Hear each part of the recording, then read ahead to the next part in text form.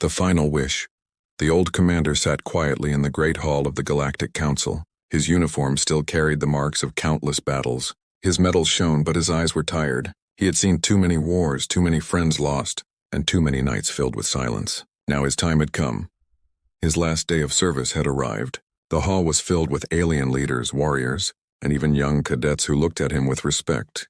They all whispered about the human who never gave up, the human who fought when others ran, the human who stood firm even when the galaxy seemed broken. As the council leader stood, his deep voice echoed through the chamber. "Commander, you have given your life for peace. Today we honor you. You may ask for any gift, and the council shall grant it." Everyone leaned forward. Curious, what would a man like him ask for?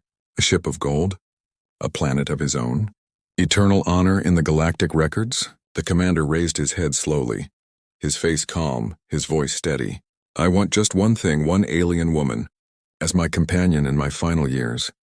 A silence spread like fire across the hall. Some aliens laughed, thinking it was a joke. Others frowned, confused. Some whispered, "Why just one? What kind of gift is this?" The council leader stared at him, searching his eyes for hidden meaning. "You asked for something small, something strange, Commander. Why not glory? Why not power? Why not eternal youth?" The commander shook his head, his words soft but strong. "I have carried enough power, enough battles, enough loneliness. I do not want a planet, I do not want a throne. I only want one companion who will sit beside me, one who will remind me that life is more than war." The hall grew quiet again, this time not with laughter, but with a strange respect. The young cadets who dreamed of battles now looked at him differently. They saw not just a warrior, but a man who longed for peace. But in the shadows, not everyone was pleased. Hidden eyes watched him, some filled with jealousy, others with suspicion. They whispered, "Is this truly what he wants? Or is there something else hidden behind his words?" The council leader nodded slowly. "Very well. Your request shall be granted." But his voice carried a strange weight, almost as if he knew something more. Something the commander did not. The old man left the hall with a quiet smile, but inside his heart was heavy. Why had he asked for that? Was it just loneliness? Or was it the memory of a promise he made long ago? To a woman who once saved his life in the middle of war, a woman who was not human, a woman whose face still lived in his dreams. As the commander returned to his home on the edge of the human colony, the stars above seemed brighter, yet colder. He thought of the past. He thought of the battles. He thought of the nights he spent alone, staring at the empty chair across his table. "One alien woman," he whispered to himself. "One companion, that is all I need." But deep inside, he felt a strange unease, as if destiny was listening, as if the universe was smiling at his simple wish, planning something far greater than he expected. The days passed.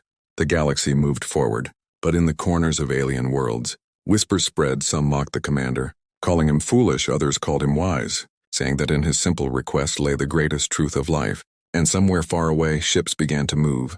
Sealed orders were written, and two lives, two alien women, were told their fate. They were told they would be sent to a human hero, a man they had never met back on the colony. The commander prepared his small house for his new life. He fixed the old wooden chairs. He cleaned the table. He planted flowers outside, things he never cared for during war. But now each action gave him peace. But each night, as he looked at the stars, he wondered, would the council truly keep their word? Would someone actually come? Or had he made a fool of himself in front of the galaxy? Then, on the seventh night, he heard it. A deep sound in the sky, the engines of a ship descending slowly. The ground trembled. The old man walked outside, his heart beating faster. The silver ship landed in the valley near his home. The doors opened. Light spilled out like a river. He waited, breath held for the figure of one alien woman to appear. But what stepped out made his eyes widen, his heart freeze. Not one, but two figures walked down the ramp together. Two alien women, each graceful, each different, both looking at him with eyes that carried stories of their own. The commander stood still, his mind racing. This was not his wish. This was not what he asked. And yet here they were. The universe had listened, but not in the way he expected. It had given him more, too much more. And as the two women stopped before him, silence hung heavy in the air. His simple wish had turned into a mystery, and his retirement was about to become the beginning of something far greater. The unexpected arrival, the silver ship stood in the valley, glowing under the moonlight of the human colony. Its engines still hummed softly. The commander stared at the ramp, his heart heavy with confusion. He had asked for one, but fate had delivered two. The first woman stepped forward, tall and graceful. Her skin carried a faint silver glow. Her eyes shone like stars. She wore robes of an ancient alien culture. Every step she took was calm and powerful. Her presence demanded respect. The second woman followed close, smaller in height but with sharp features. Her skin had a golden shimmer. Her eyes were fierce. Her outfit was made of warrior armor, light but strong. She looked ready for battle, not for companionship. The commander's breath caught. He had lived through wars. He had seen monsters. Yet he had never felt such strange tension. It was not fear, it was something deeper. "Welcome," he said slowly, his voice steady, but why two? The women exchanged glances. A quick flicker of something unsaid, then the taller one bowed slightly. "The council sent us, they said you asked for one. But they did not explain why they sent two." The smaller one crossed her arms, her voice sharp. "We did not come by choice, we were ordered. They said our destinies were tied to you." The commander felt a chill. The council had played a game. This was not a simple gift. This was something bigger, something hidden inside his home. He prepared space for them. 2 chairs instead of 1, 2 meals instead of 1, yet every moment felt heavier. The silence between them spoke louder than words. The women sat across the table, their eyes scanning everything, not just the room but him as well. One with curiosity, the other with suspicion. Finally, the taller one spoke, her voice soft but filled with mystery. "My name is Liara, daughter of the Silver Clans. My people once ruled the stars, but we lost everything in the Great Wars. I carry the memory of my fallen race," the commander nodded. Her calmness felt like a river hiding storms beneath. The smaller one leaned forward, her golden eyes sharp. "I am Saris, warrior of the golden blades. We do not bend, we do not break. I fought my own kind to survive, and now I stand here." Her tone carried anger, but also pride. The commander looked at them both. 2 alien women, one from wisdom, one from war, both sitting in his house, both sent to him without choice. He whispered to himself, "This is no gift. This is a test." Outside, shadows moved. Unseen eyes watched from the darkness. Figures with cloaked bodies, their whispers carried across the wind. "The human has them both, it has begun, but inside..." The tension grew. Liara spoke gently. "Commander, do you not see? They gave you not 1 but 2 because together we hold something. Something that may decide the future of this galaxy." The old man frowned. "Future? I asked for peace, not destiny." Sarah slammed her fist on the table, her voice like fire. "Peace is an illusion. They sent us because enemies are already moving. They fear what we know, they fear what we are, and now they will come for us. And for you," the commander's eyes narrowed. He had hoped for quiet nights, flowers by the window, a simple life. But destiny was knocking on his door with the sound of war drums. Suddenly the house shook. A blast echoed outside, the windows rattled. The commander rushed to the door. Smoke rose in the valley. Shadows moved fast. Ceres grabbed a blade hidden in her armor. Liara raised her hands, energy shimmering in the air. The commander's old instincts returned. The soldier inside him woke once again. He reached for his rifle, still hanging on the wall. Untouched for years outside, figures emerged from the smoke. Masked assassins moving silently, their weapons glowing with alien energy. "They're here for us," Liara whispered, her voice trembling for the first time. Ceres stepped in front of the commander, her blade ready, her eyes fierce. "Let them come. I will cut them down." The commander felt his blood rush. This was not retirement, this was war again. The assassins charged. Energy bolts cut through the night. The ground shook. The flowers he had planted burned. He fought beside them, his rifle roaring. Ceres moved like lightning, her blade flashing. Liara raised shields of pure energy, protecting them. Together they stood against the attackers. 3 souls in one house, bound by fate as the last assassin fell. Silence returned. Smoke curled in the night. Bodies lay still. The commander lowered his rifle, his breath heavy, his heart pounding. He turned to the women, his voice low but strong. This was no mistake, this was no accident, the council knew. They sent you because the galaxy is not done with me. Not yet. Liara's silver eyes glowed. You are right, Commander, and this was only the beginning. Ceres wiped the blood from her blade, her golden eyes burning. Retirement is over, human. Now destiny begins.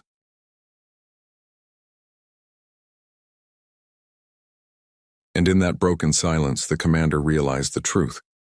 His simple wish had awakened forces far beyond his imagination. The universe had given him not peace, but a storm. And in that storm he would have to stand once again. secrets revealed, the night was heavy with smoke. The ground still carried the marks of battle. The old commander stood outside his house looking at the bodies of the assassins. His rifle still warm in his hands, he had not wanted this. Not again. But the universe had forced him back into blood and fire. Inside, the two alien women waited, their eyes fixed on him, one calm and watchful, the other restless and sharp. He walked back into the house, his voice low. Now you will tell me the truth. Why did they send you to me? Why did they try to kill you here in my home? Liara, the silver-skinned woman, lowered her head, her voice soft but filled with weight. Commander, we were not sent as a gift. We were sent because we carry knowledge. Knowledge that can change everything. Cirrus, the golden warrior, stood up sharply, her tone filled with anger. Speak clearly, Liara. Enough of your gentle riddles. He deserves the truth. He must know why the galaxy hunts us. The commander's eyes narrowed. His hand tightened on his rifle. Then speak, before more come knocking. Liara's silver eyes glowed faintly. The room grew colder. Long ago, before humans entered the stars, there was a prophecy written by the elders of my people. It spoke of a human warrior tired of war, who would ask for only one companion, but fate would send him two, and together they would hold the key to balance the galaxy. The commander froze, his breath heavy. Was she speaking of him? Siri stepped closer, her golden eyes burning. And that key is not just a story, Commander. It is real, it is hidden. And the Council believes you are the one meant to unlock it? The old man shook his head. I asked for peace, not prophecy. I asked for a companion, not a throne of destiny. Liara looked at him with sorrow. Sometimes peace chooses us through storms. Before he could reply, Cirrus reached into her armor and pulled out a small device. Old, cracked, glowing faintly with golden light. She placed it on the table. This is why they hunt us, she said, her voice hard. This is a fragment of the map to the eternal core, a place where the ancients hid their power, a place that could save or destroy every world. The commander stared at it, his heart pounding. Liara added softly, and I carry the other half hidden in my blood. Only when we are together can the map be complete, and only with you, Commander, can it be awakened. The room fell silent.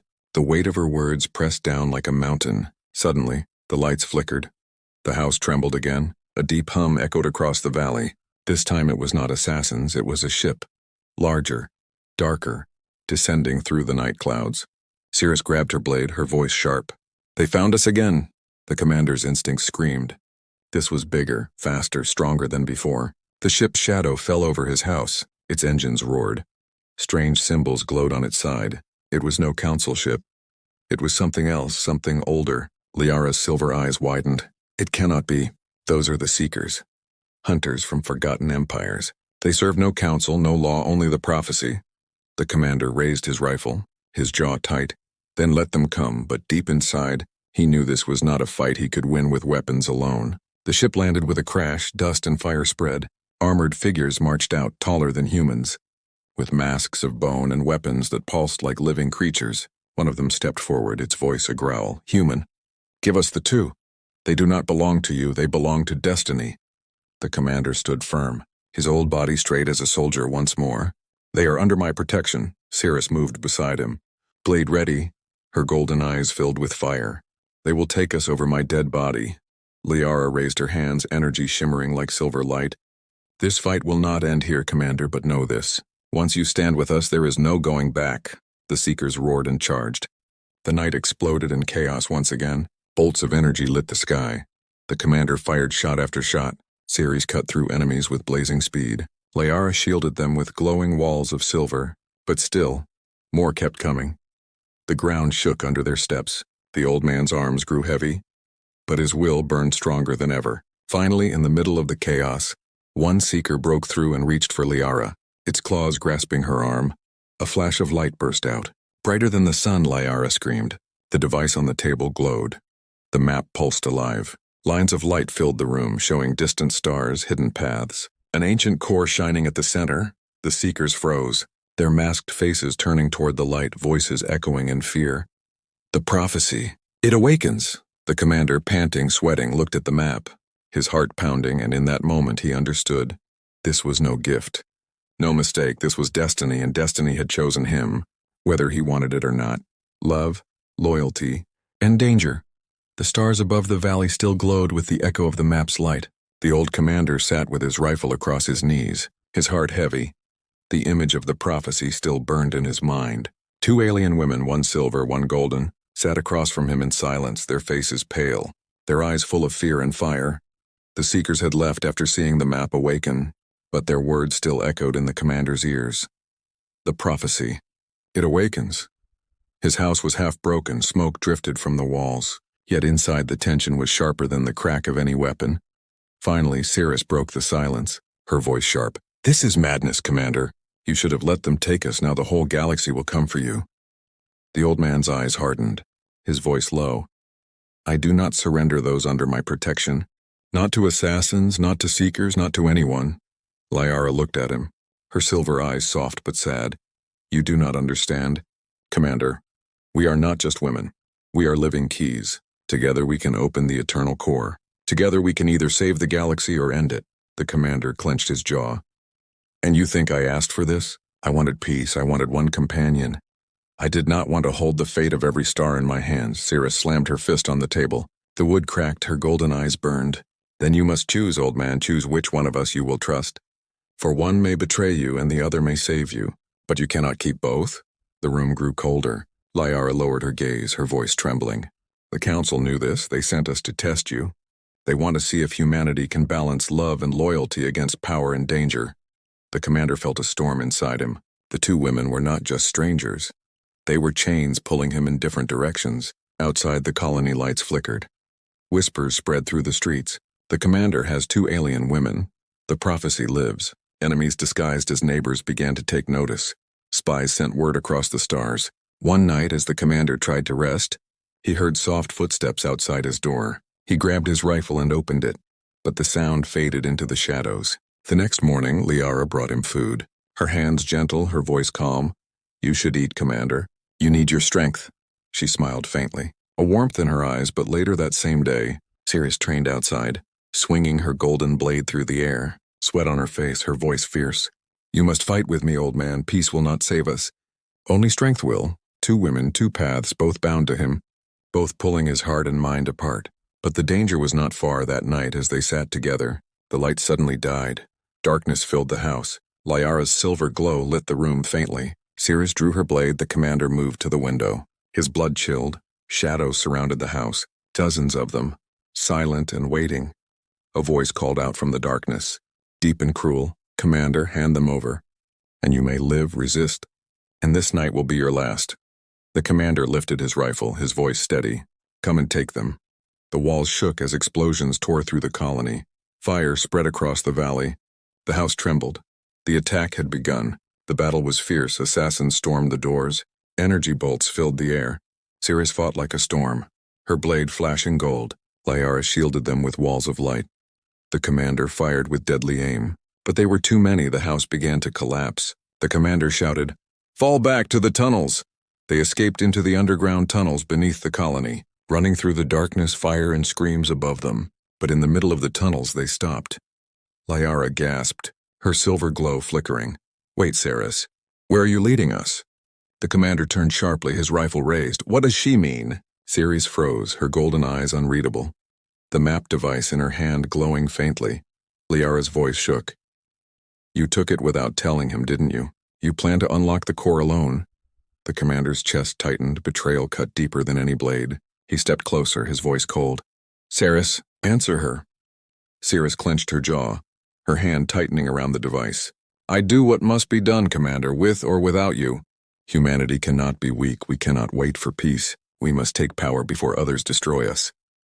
The silence that followed was sharp as a knife. Liara looked at the commander with pleading eyes.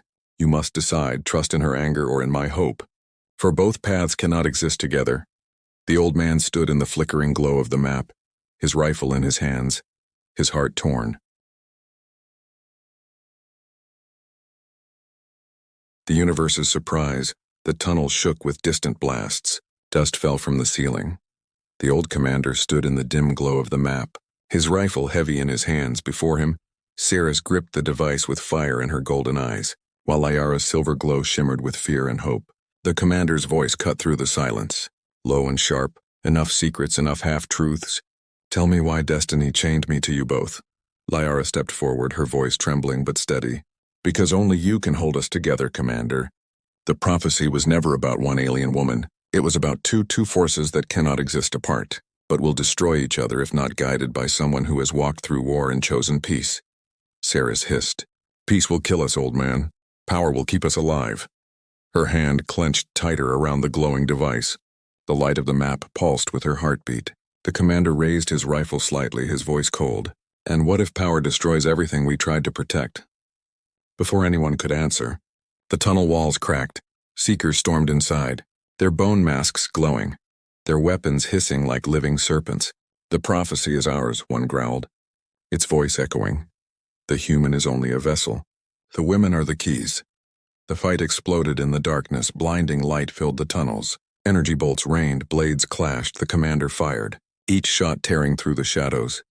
Liara raised shields of silver that cracked under the pressure. Ceres cut down attackers with golden speed, yet still more came. The tunnels trembled. Dust turned into fire in the chaos. The commander saw the truth. Liara and Ceres could not survive apart. Their powers flared, clashing against each other, silver and gold colliding like storms. The map pulsed brighter and brighter, threatening to shatter. He shouted above the noise, "Stop fighting each other, fight with me, or we all die here." For a moment, their eyes met. Two women from different worlds, one carrying hope, one carrying fury, and slowly they turned together, their powers united. Silver shields wrapped around golden blades, light fused with fire. The Seekers roared as the two women struck as one. Their combined force ripped through the attackers, blasting them into ash. The tunnel fell silent. Only the hum of the awakened map remained, its light brighter than the stars, filling the walls with images of galaxies, hidden paths, and finally the eternal core, a glowing sphere of ancient power buried deep beyond known space. The commander stared, his breath heavy. So this is what the council wanted. This is what they feared. Liara's voice was soft. Yes, Commander. The eternal core can heal worlds, it can end hunger, end war, but in the wrong hands it will burn the galaxy to ash. Ceres lifted her blade, her face fierce. Then we must take it before anyone else. And we will not wait, Commander. Humanity must rise now. The old man lowered his rifle, his tired eyes staring at both of them. You speak of power, you speak of hope, but I see something else. I see chains. Chains on you, chains on me, chains on every world. If the eternal core becomes just another weapon, the map pulsed louder. The tunnel shook again far above. The colony burned. The galaxy was already moving against them. Suddenly, a new voice echoed through the tunnels, calm and commanding. Commander, step away from them. Shadows shifted, and from the smoke emerged council guards, their armor gleaming. Weapons raised. Their leader stepped forward, his eyes cold. The prophecy belongs to the council. Hand over the women, and you may live your last years in peace. The commander laughed bitterly, his voice rough. Peace? You send assassins, seekers, armies into my home, and now you speak of peace? He raised his rifle, his old body standing firm. No, council. I asked for one companion, you gave me two, and now they are mine to protect, not yours to cage. Ceres and Liara stepped beside him, their hands glowing with gold and silver light. Their eyes locked on the council soldiers. The tunnel trembled one last time. The map lifted into the air, its light wrapping around the three of them. Pulling them upward, the council soldiers screamed, blinded by the glow and then silence when the light faded. The commander, Liara, and Ceres were gone, vanished into the stars, taken by the map to a place beyond the council's reach. The eternal core awaited. The prophecy had chosen. The old commander had asked for one alien woman, but the universe, in its strange wisdom, had given him two, and in that gift lay not peace, but the future of every star in the galaxy.